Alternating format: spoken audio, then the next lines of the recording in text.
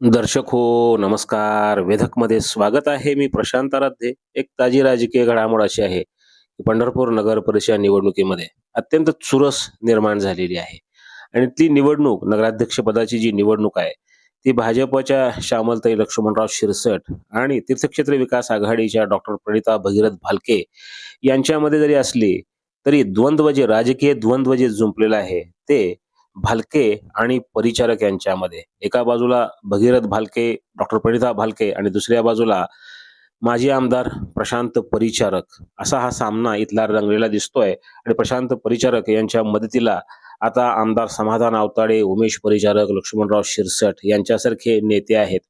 प्रशांत परिचारक एक शांत स्वभावाचे नेते आहेत. तसे ते आक्रमक जरी असले, तरी नेहमी विकासाभिमुख त्यांचं बोलणं असतं. मात्र या निवडणुकीच्या निमित्तानं ते आता आक्रमक होताना दिसतायत.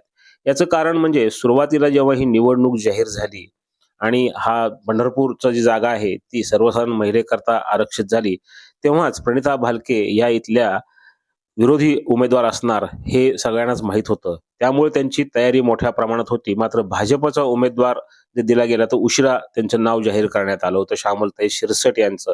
आणि अनेक जण इच्छुक होते आणि वरिष्ठ पातळीवरनं नावं ही निवडली जात होती.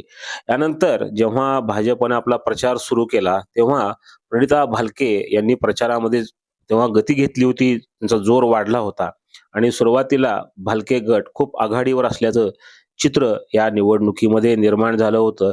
यातच विठ्ठल परिवार हा एक संघ होताना दिसत होता. मात्र नंतरच्या काळात अनेक घडामोडी घडल्या आणि विठ्ठल कारखान्याचे अध्यक्ष तथा माढ्याचे आमदार अभिजित पाटील यांनी आपली स्वतंत्र चूल मांडली आणि त्यांनी विठ्ठल परिवर्तन विकास आघाडी अशी तयार केली आणि त्यांचे काही उमेदवार आणि नगराध्यक्ष पदाच्या उमेदवारांचा अर्ज भरला.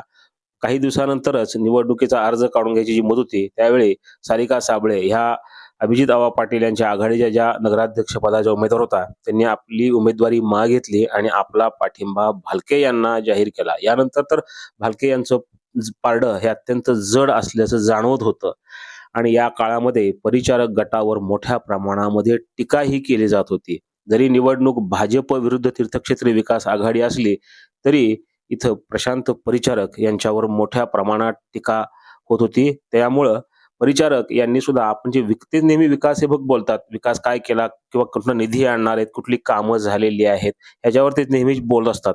मात्र अलीकडच्या काळामध्ये प्रशांत परिचारक यांनी सुद्धा आक्रमकपणे उत्तर द्यायला सुरुवात केली, प्रत्युत्तर द्यायला सुरुवात केली आणि मोठ्या प्रमाणात टीका करायला सुरुवात केली. त्यांनी स्वर्गीय भारतनाना भालके यांच्या काळात कोणती कामं झाली याचा जाबही भालके दाम्पत्यांना विचारायला सुरुवात केली. म्हणजे भगीरथ भालके आणि डॉक्टर प्रणिता भालके यांना विचारण्यास सुरुवात केली. त्यामुळं त्यांचा हा आक्रमक पवित्रा त्यांच्या कार्यकर्त्यांना, भाजपला, मित्र पक्षांना हा भावलेला आहे आणि याला मोठ्या प्रमाणात प्रतिसाद सुद्धा मिळतो आहे.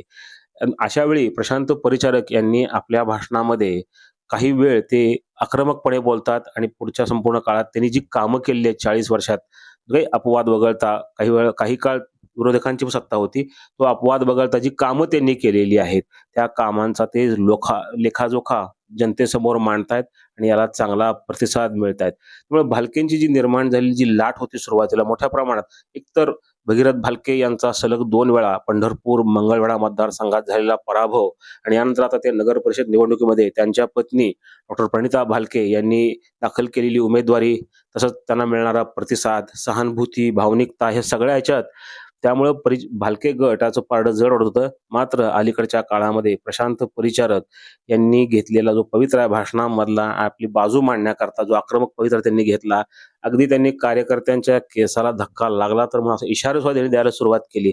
त्यामुळे त्यांच्या कार्यकर्त्यांमध्ये उत्साहही चांगलाच दुणावलेला आहे.